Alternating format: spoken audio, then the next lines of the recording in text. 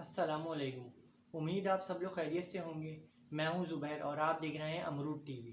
ماہرین فلکیات نت نئی تحقیقات کر کے خلا میں پوشیدہ چیزوں اور نئی دریافتوں کے بارے میں لوگوں کو آگاہ کر رہے ہیں۔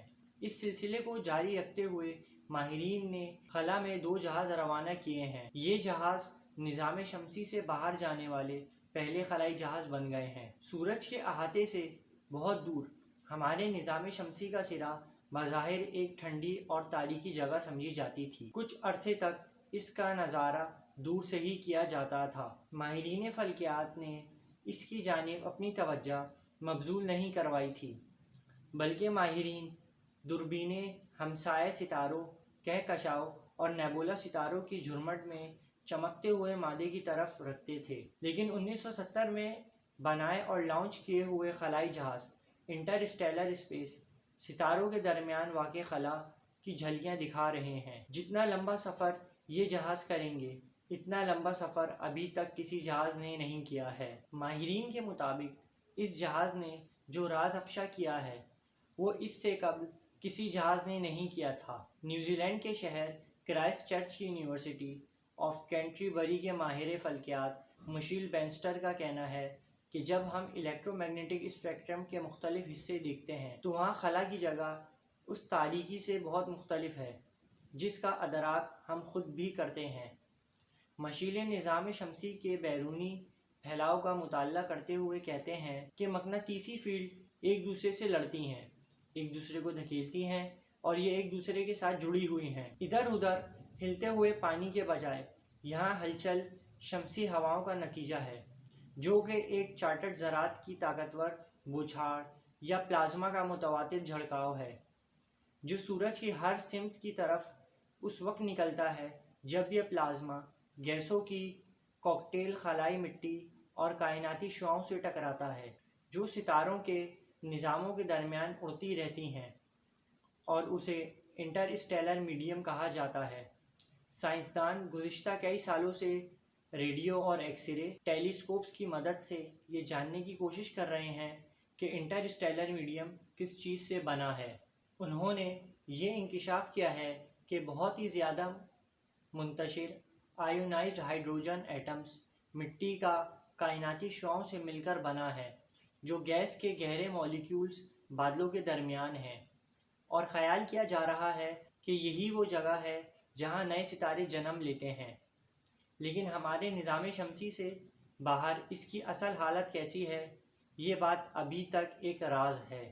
جب سورج اور اس کے گرد و نواح کے سیارے کہکشاں سے گزرتے ہیں تو یہ بلبلہ انٹرسٹیلر میڈیم سے ایک نہ نظر آنے والی شیلڈ کی طرح مسلسل ٹکراتا ہے، جس کی وجہ سے مضر کائناتی کرنوں کی ایک بڑی تعداد اور دیگر مادہ باہر ہی رہتا ہے۔ یہ جاننا بھی مشکل ہے کہ اس کا حجم اور شکل کیسی ہے۔ اگر اس کا موازنہ ملکی وے یا ستاروں کی طویل کہکشاؤں کے ساتھ کیا جائے تو ہمارا نظام شمسی بحر الکاہل اور ایک چاول کے دانے سے بھی چھوٹا لگتا ہے۔ لیکن پھر بھی ہیلیوسفیئر کا بیرونی کنارہ اتنا دور ہے کہ وائیجر 1 اور وائیجر 2 خلائی جہازوں کو زمین سے وہاں تک پہنچنے میں 40 سال لگے۔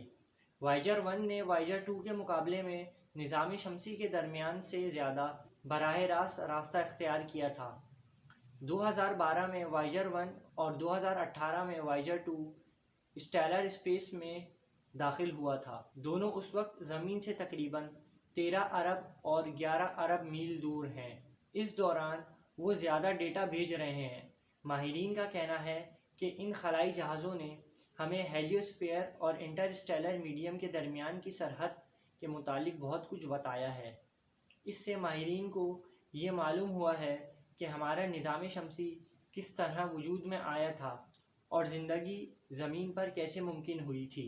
نظام شمسی کا کنارہ طوفانی مقناطیسی فیلڈ کو کبھی ہواؤں کا طوفان، انتہائی طاقت والے مادے کا طوفان، ہر طرف سے آتی ہوئی تابکاری پیدا کرتا ہے۔ جیسے ہی سورج کی آؤٹ پٹ یا پیداوار میں تبدیلی آتی ہے یا ہم انٹرسٹیلر میڈیم کے مختلف علاقوں سے گزرتے ہیں تو ہیلیوسفیئر کے بلبلے کا حجم اور شکل بدلنا شروع ہو جاتی ہے۔ جب شمسی ہوائیں تیز یا کم ہوتی ہیں تو وہ بلبلوں کے خارجی دباؤ کو بھی بدل دیتی ہیں۔ ماہرین کے مطابق 2014 میں سورج میں سرگرمی بڑھ گئی تھی، جس سے اس نے خلا میں شمسی ہواؤں کا ایک طوفان سا بھیجنا شروع کیا تھا۔ اس طوفان نے فوراً مرکری اور وینس کو شعاعوں سے نہلا دیا تھا، جو کہ 800 کلومیٹر فی سیکنڈ کی رفتار سے چل رہی تھیں۔ 2 دن اور 150 ملین کلومیٹر طے کرنے کے بعد اس نے زمین کو بھی اپنے گھیرے میں لیا۔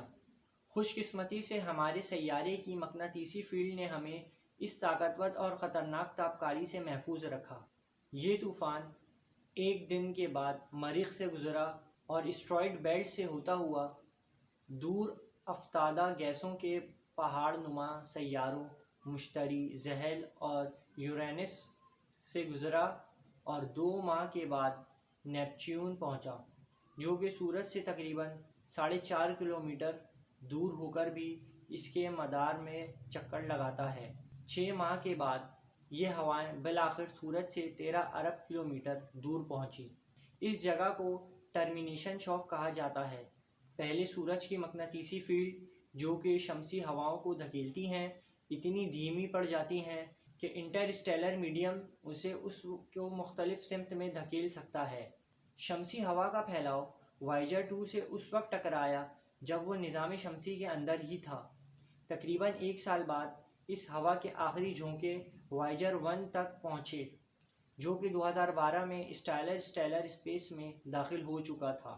دونوں خلائی جہازوں نے مختلف روٹ اختیار کیے ہیں، جس کا مطلب یہ ہے کہ ایک جہاز شمسی سطح سے 30 ڈگری اوپر ہے، جبکہ دوسرا اتنا ہی نیچے۔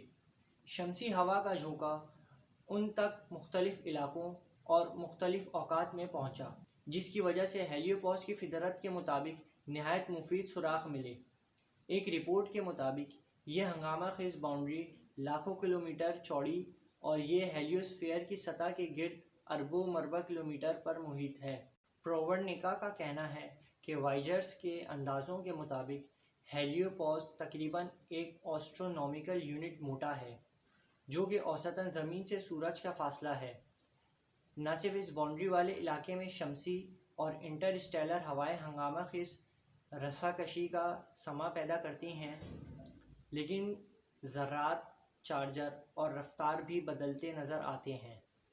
اس کے نتیجے میں انٹرسٹیلر میڈیم کا ایک حصہ شمسی ہوا میں تبدیل ہو جاتا ہے اور حقیقت میں بلبلے کے باہر کی طرف دھکا دینے کے عمل میں اضافہ کرتا ہے۔ ماہرین کا کہنا ہے کہ جس چیز کا ہم اپنے نظام میں مطالعہ کرتے ہیں، وہ ہمیں دوسرے اسٹیلر سسٹم میں زندگی کی نشو و نما کے حالات کے متعلق بتاتی ہے، کیونکہ انٹرسٹیلر میڈیم کو دور رکھ کے شمسی ہوا زندگی کے لیے مضر تابکاری اور دور خلا سے آنے والی مضر زیادہ توانائی والے ذرات مثلاً کائناتی کرنوں کو بھی دور رکھتی ہے۔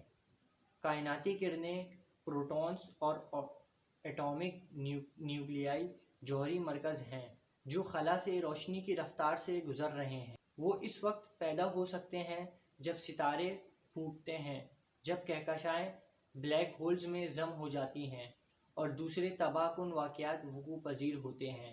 پرنسٹن یونیورسٹی میں ہیلیو فزکس پر تحقیق کرنے والے جیمی رینکن کے مطابق وائیجرز حتمی طور پر بتایا ہے کہ سورج سے آنے والی 90% تابکاری فلٹر ہو جاتی ہے۔ ناسا کی آئیبیکس انٹرنیشنل باؤنڈری ایکسپلورر سیٹلائٹ 2008 سے زمین کے گرد چکر لگا رہا ہے۔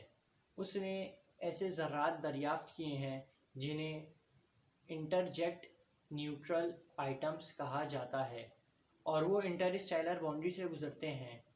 آئیبیکس ہیلیوسفیئر کے کنارے پر ہونے والے ان عوامل کے 3 ڈائمینشنل نقشے تیار کرتی ہے۔ سائنسدان کے مطابق ہم آئیبیکس کو ڈوپلر اور وائیجر کو زمین پر قائم موسم کا حال بتانے والے اسٹیشنز سمجھ سکتے ہیں۔ اس سے پتہ چلتا ہے کہ جب وائیجر 1 ہیلیوسفیئر سے گزر رہا تھا تو وہ سکڑ رہا تھا، لیکن جب وائیجر 2 وہاں سے گزرا تو وہ پھیل رہا تھا۔ یہ بڑی زبردست بات ہے کہ اس دریافت کی آئیبیکس کے 3D نقشوں میں تصویر بنائی گئی ہے، جس سے ہمیں موقع ملا ہے کہ وائیجر سے اسی دوران کا مقامی رد عمل دیکھ سکیں۔ آئیبیکس نے انکشاف کیا ہے کہ یہ باؤنڈری کتنی متحرک ہو سکتی ہے۔ پہلے سال میں اس نے توانائی سے بھرپور ایٹموں کا ایک بڑا ربن دیکھا جو وقت کے ساتھ تبدیل ہوتا گیا۔ ہیلیوسفیئر میں شمسی ذرات کائناتی مقناطیسی فیلڈ سے ٹکرا کر اچھلتے ہیں اور واپس نظام شمسی میں چلے جاتے ہیں، لیکن وائیجر جہاز اس جگہ کو چھوڑ چکے ہیں اور وہ ابھی بھی سورج کے بہت سے اثرات کی زد میں ہیں۔ مثال کے طور پر سورج کی روشنی کو دوسرے سیاروں سے بھی انسانی آنکھ دیکھ سکتی ہے، اور ہمارے ستارے کی کشش ہیلیوسفیئر سے بھی پرے تک جاتی ہے، اور اس نے اربوں کھربوں میل دور برف، مٹی اور خلائی ٹکڑوں کے علاقے کو یکجا رکھا ہوا ہے، جسے اوورلوڈ کلاؤڈ کہتے ہیں۔ اوورلوڈ کے مادے سورج کے گرد گھومتے ہیں، حالانکہ وہ دور دراز انٹرسٹیلر اسپیس میں تیر رہے ہیں۔ اگر کچھ دمدار سیاروں کے مدار اوورلوڈ کلاؤڈ تک پہنچتے ہیں، جو کہ 300 سے 1500 ارب کلومیٹر کا علاقہ ہے، ہو سکتا ہے نظام شمسی میں بھی اب تک یہ راز پوشیدہ ہو کہ سیارے کس طرح وجود میں آئے اور کس طرح ہماری کائنات میں زندگی کا ظہور ہوا۔ اس نئے ڈیٹا سے نئے راز اور نئے سوالات بھی پیدا ہو رہے ہیں۔ پروورنیکو کا کہنا ہے کہ بہت ممکن ہے کہ ہائیڈروجن کی چادر نے کچھ ہیلیوسفیئر کو ڈھانپ رکھا ہو، جس کے اثرات ابھی بھی ڈیکوڈ ہونا باقی ہیں۔ علاوہ ازیں، ہیلیوسفیئر کا جھکاؤ انٹرسٹیلر کلاؤڈ کی طرف لگتا ہے، جو کسی قدیمی واقعے کے بعد پیدا ہونے والے ذرات اور مٹی کا مجموعہ ہے، اور اس کی باؤنڈری یا اس کے اندر رہنے والے جانداروں پر اثرات کے متعلق ابھی تک پیشین گوئی نہیں کی گئی۔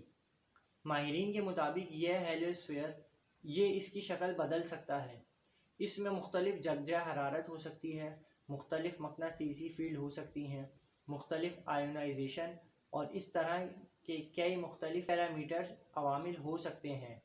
یہ بہت زیادہ دریافتوں کا علاقہ ہے، اور ہم اپنے ستاروں اور مقامی کہکشاں کے درمیان اس تعلق کے متعلق بہت کم جانتے ہیں۔ ہمارے نظام شمسی کی طرف ہمارا پہلا محافظ دستہ ہوگا، جس نے نہ صرف اس عجیب اور نامعلوم علاقے کے متعلق ہمیں نئی معلومات فراہم کی، بلکہ دور کی دنیاؤں کا راستہ بھی دکھایا۔